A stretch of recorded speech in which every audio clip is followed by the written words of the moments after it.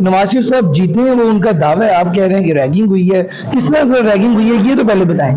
Ragging का कोई इतने बड़े पैमाने पे इसको मेगा रैगिंग कहते हैं। इसको तरीका क्या उन्होंने अपनाया है?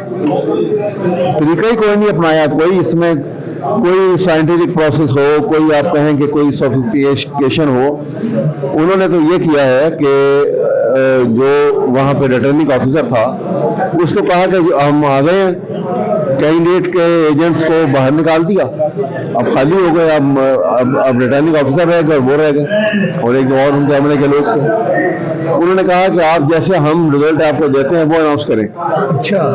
उसने कहा जी मैं ये नहीं कर सकता हूँ, इतना ज्यादा मैं जो आप कहना चाह रहे हैं मैं ऐसे कर नहीं सकता। उसकी बड़ी देर से डिस्कशन ये होती रही काफी, लेकिन जब वो बिल्कुल नहीं माना तो उसको कोर्सिव मेजर भी इस्तेमाल किए और उसको बाहर निकाल दिया। आरओ को बाहर निकाल दिया? आरओ को बाहर निकाल दिया, उसकी जगह एक नया आरओ आया। वो आरओ आपके पास है, अगर कोर्ट में जाना पड़े तो वो जाएगा मेरे ख्याल में, अगर बहुत खतरा। अभी तो उसने मेरी इनडायरेक्ट उनसे बात हुई है। ओके। ही इज प्रिपेयर्ड और उसकी जगह पे नया, ये तो ऑन रिकॉर्ड है ना, एक नया अपॉइंट कर दिया। ठीक है।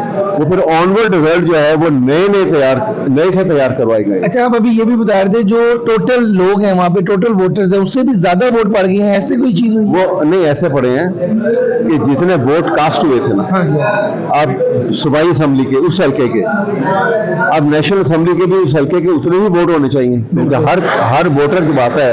सूबाई में भी डालेगा, हाँ, उसको 2 बैलेट पेपर मिलते हैं। तो जब वो काउंट किए, वो गिनती जितनी निकली और ये गिनती, इन दोनों में 74,000 वोटों का फर्क है। रावलपिंडी कमिश्नर की बात सही हो गई। अब अंदाजा लगाइए, वो वोट सारे नवाज शरीफ को पड़ रहे हैं। और उसको आप इस तरह भी देख लीजिए कि 1 लाख और 1,000 वोट जो है उसको 33 पोलिंग स्टेशन में पड़ रहा है नवाज शरीफ को। अब ये बताएंगे, अब आपकी बात सीटें ज्यादा, जो आपकी अगर सीटें वापस मिल जाती है, फिर आप हुकूमत बनाएंगे पंजाब में, वफाक में, या आप अभी ओपोजिशन में बैठने का प्लान है? अभी प्लान क्या चल रहा है आपका? हम किसी तरह का हुकूमत जो है वो शेयरिंग करके नहीं बनाएंगे। अगर हमारी सीटें मिलती हैं और पीटीआई की आप खुद हुकूमत बनाने के काबिल होती है तो वो बनाएगी, अदरवाइज नहीं। अदरवाइज हम शेयरिंग करके नहीं बनाएंगे। अभी आप सुन्नी इत्तेहाद काउंसिल से भी सुनने के मामला तय हो गए हैं, उनके प्लेटफॉर्म पे जा रहे हैं। वो दुरुस्त है, वो तो एक हमारी टेक्निकल रीजन के ऊपर हम जा रहे हैं। लेकिन जो बड़ी पार्टीज हैं वो आपके सामने है, नून लीग है, पीपल्स पार्टी है और MQM है। हम इन तीनों के साथ हम पार्ट शेयरिंग जो है वो नहीं करेंगे।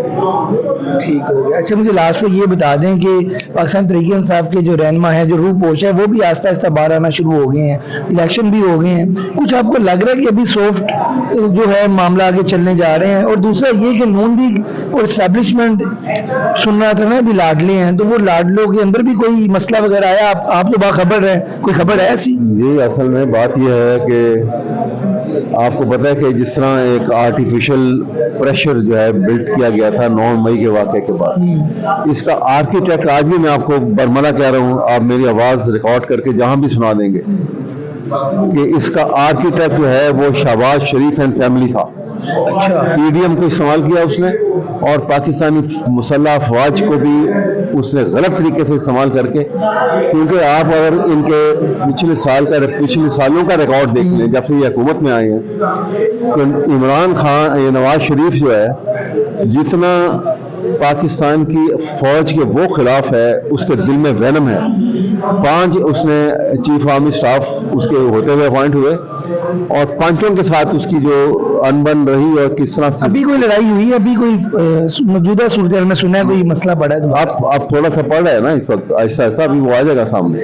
ठीक है। लेकिन तो बात ये है कहने की कि हम तो ये चाह रहे हैं कि देखिए, हमारा सबसे बड़ी बात ये है और हमारा तो ये असूल है, और बार बार बरमला कहा कि पाकिस्तान की मुसल्लह फौज जो हैं वो हम भी उनको तुर्रा इम्तियाज समझते हैं, अपने सिर का ताज समझते हैं, क्योंकि पाकिस्तान के मुकाबले में इतना बड़ा इंडिया बहुत बड़ी ताकत है और ये मुसल्लह फौज ही की अल्लाह ने जो हिम्मत दी हुई है, हम महफूज हैं। ठीक है।